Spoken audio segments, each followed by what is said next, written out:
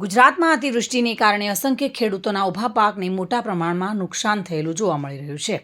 ત્યારે સુરેન્દ્રનગર જિલ્લાના ખેડૂત આગેવાનો દ્વારા સુરેન્દ્રનગર જિલ્લાના વિવિધ ગામડાઓમાં ખેડૂતના ખેતરે જઈને પાકનું નિરીક્ષણ કર્યું હતું અને સુરેન્દ્રનગર જિલ્લાના ખેડૂત આગેવાન રમેશભાઈ મેર, દેવકરણભાઈ જોગરાણા, મુકેશભાઈ રાજપરા દ્વારા સરકારશ્રી પાસે માંગ કરવામાં આવી હતી અને આગામી દિવસોમાં સર્વે કરી ખેડૂતોને ન્યાય આપવામાં નહીં આવે તો ખેડૂતો સાથે રાખીને ઉપવાસ, ધરણા, રસ્તા રોકો આંદોલન જેવા કાર્યક્રમ આપીને સરકારને જગાડવાના તમામ પ્રયાસો હાથ ધરશે તેવું ખેડૂત આગેવાન રમેશભાઈ મેરે જણાવ્યું હતું। તો અમારો મોલ અત્યારે બધો નિષ્ફળ ગયો છે, કારણ કે કપા તો વાવેતરમાં માપે હતા, પણ કપાય બધા નિષ્ફળ ગયા અને બકાલાનું ઉત્પાદન અમારે ઝાઝુ વાવેતર હતું, એ બધું નિષ્ફળ ગયું છે।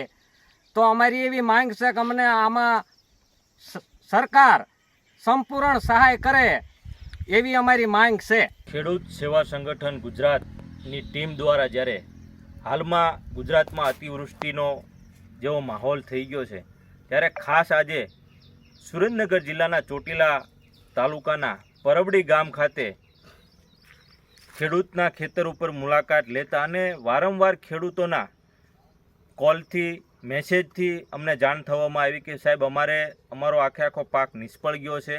ક્યાંક ને ક્યાંક અમે સરકારને એ કહેવા માગીએ છીએ કે તમે જે હવાઈ સર્વે કરવાની વાત કરો છો, હવાઈ સર્વેથી આમાં તમને કાંઈ દેખાવાનું નથી।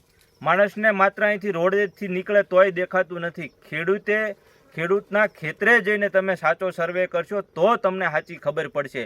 અમે અધિકારી સાથે અમારે વાતચીત થઈ ટેલિફોનિક, ત્યારે અમને એવું કહેવામાં આવ્યું કે અમને કોઈ પર્ટિક્યુલર સૂચના નથી કે ભાઈ ખેડૂતના પર્ટિક્યુલર ખેતર ઉપર જઈને તમે સર્વે કરો। હવે તમે ગ્રાઉન્ડ ઝીરો ઉપર સર્વે જ નહીં કરો, જે ખેડૂતને નુકસાન છે તેના ખેતર ઉપર જ નહીં જાઓ, માત્ર તમે રોડેથી હવાઈ સર્વે કરશો તો હું માનું છું ત્યાં સુધી ખેડૂતને યોગ્ય ન્યાય નહીં મળે। જો ટૂંક સમયમાં તાત્કાલિક અસરથી ખેડૂતના ખેતરે સર્વે કરવામાં નહીં આવે તો ખેડૂતને સાથે રાખી અમે બધે સર્વે કરીને અમે તમને આપશું કે આ નુકસાન છે, પછી તમે દિવસો કે નથી દેતા એ અમે અને ખેડૂત જોઈશું। જે સિંહ સારોલા સાથે bureau report, today Gujarati news.